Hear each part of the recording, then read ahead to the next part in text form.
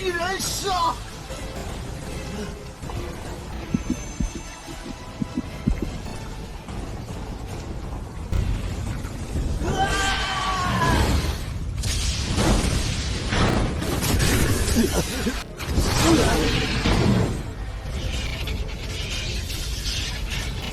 我不知道为什么会得到这股力量。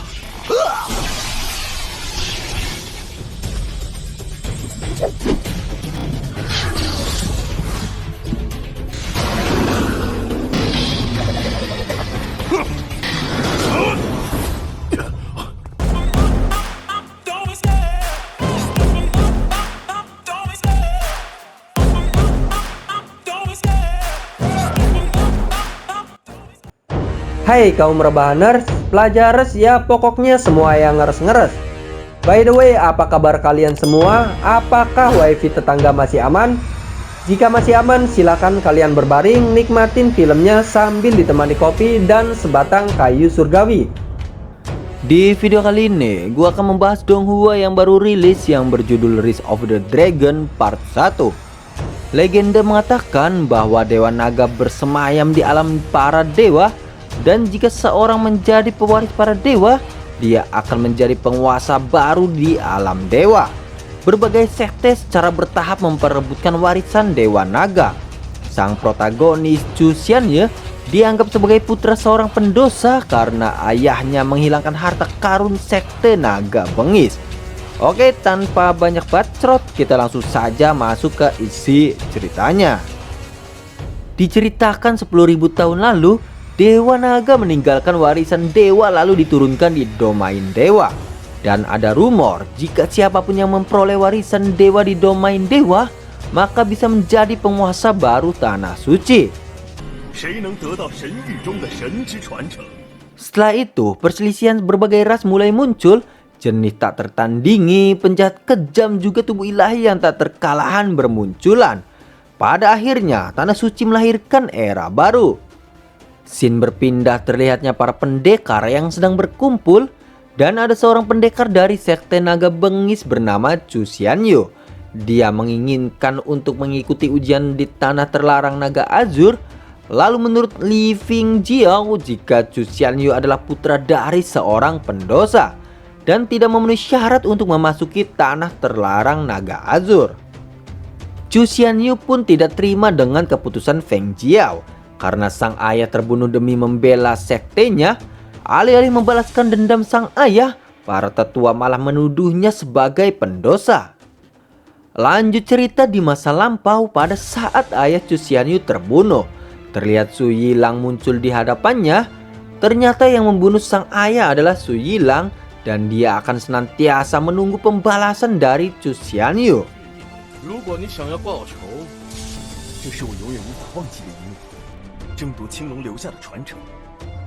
Xin kembali menurut Fengjiao jika ayah Xianye telah menghilangkan pusaka sekte, yaitu segel naga bengis, dan dia menyarankan jika Chu Xianye tidak membuat masalah dengannya.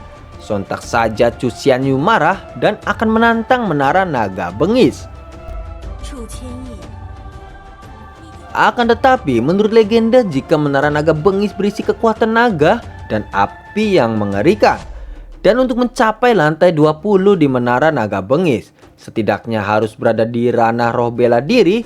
Dan di seluruh sekte naga bengis, hanya Li Xingsheng dengan nadi naga merah juga berkultivasi di domain naga merah, yang bisa mencapai lantai 20 pada usia 29 tahun. Setelah itu, Chu Xianye masih bersikeras. Pada akhirnya, dia dipandu oleh Fengjiao ke menara naga bengis.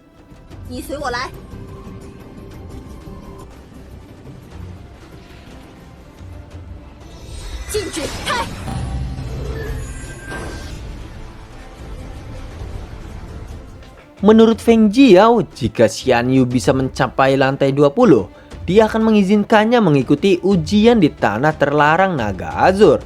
Dan jika tidak berhasil, maka nama Chu Xianye akan dihapus dari sekte naga bengis.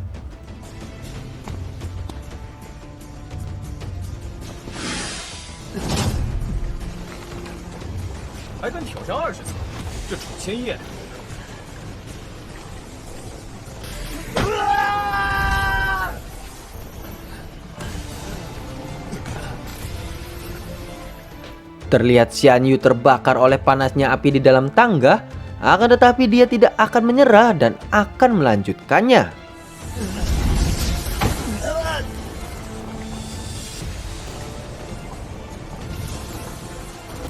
疯子，那个楚千叶，继续燃烧！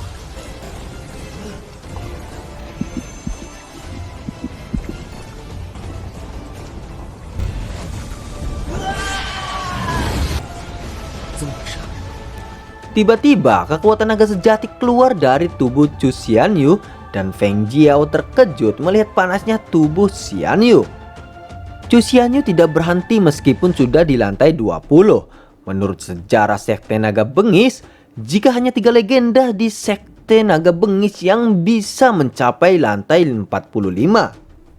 Sontak saja yang melihatnya pun kaget karena Xianyu telah berhasil ke puncak. Tiba-tiba ketua Sekte Naga Bengis datang dan melihat masalah yang ada di sekitarnya.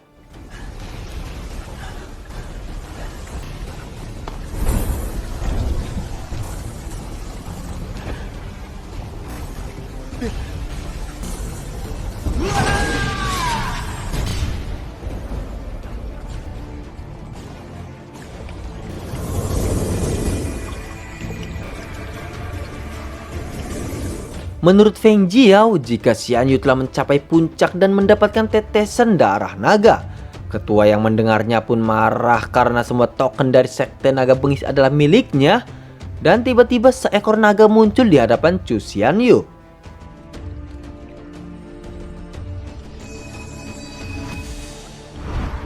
此子窃取本宗机缘。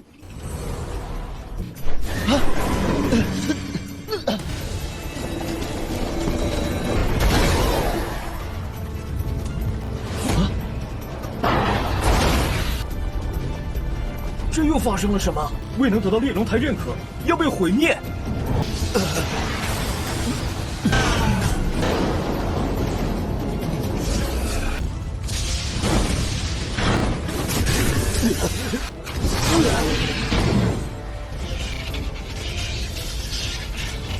我不知道为什么会得到这股力量。 Pada akhirnya, Xianyu mendapatkan kekuatan guntur. Dan menurut ketua, jika itu adalah teknik kaisar dan teknik Benao Senzu dibagi menjadi teknik spiritual, teknik surgawi, teknik taoisme, teknik suci, teknik kaisar, dan teknik ilahi legendaris. Dan Sekte Naga Bengis telah mewariskan selama ribuan tahun, akan tetapi hanya memiliki teknik taoisme, teknik naga bengis. Dan Chu Xianyu telah mendapatkannya, lalu sang ketua berniat akan menyerap dan mengolah teknik tersebut ke level tertinggi. Meskipun Xianyu tidak memahami akan perubahan tubuhnya, akan tetapi dia sangat senang karena bisa membalaskan dendam ayahnya Su Yuilang. Tiba-tiba ketua sekte marah pada Xianyu dan memerintahkannya untuk segera menyerahkan token menara naga bengis kepadanya. Akan tetapi Xianyu menolaknya karena demi mendapatkan token tersebut, dia harus melewati panasnya tangga sekte naga bengis. Ternyata Chu Xianyu sudah dikenali oleh menara naga bengis dan tidak bisa diserang oleh sang ketua. Akan tetapi sang ketua akan menyerang Xianyu kembali.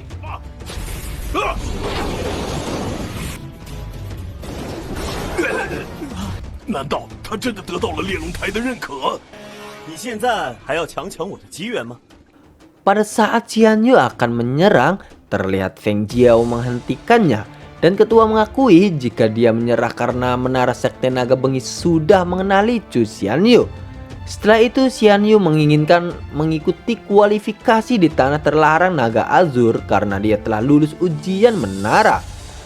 Setelah itu dia pun akan berkultivasi di menara naga bengis. Xianyu berharap jika mereka tidak akan mengganggu kultivasinya.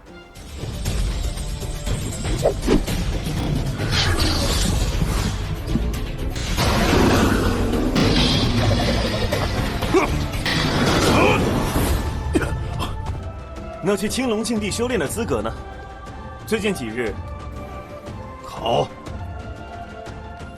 Lalu menurut Li Xingsheng, selama Chu Xianyu melangkah keluar dan setelah memasuki tanah terlarang naga azur, maka takkan ada lagi perlindungan menara naga bengis. Dan pada saat itu Xing Sheng berniat merebut token menara naga bengis tersebut. Scene berpindah pada Feng Jiao yang sedang memberikan arahan pada pasukan sekte naga bengis. Karena mereka akan berkompetisi di tanah terlarang naga Azur. Dan tujuan mereka adalah menghancurkan batu teleportasi yang bisa membahayakan sektenya. Dan mereka juga akan bertarung dengan sekte lain.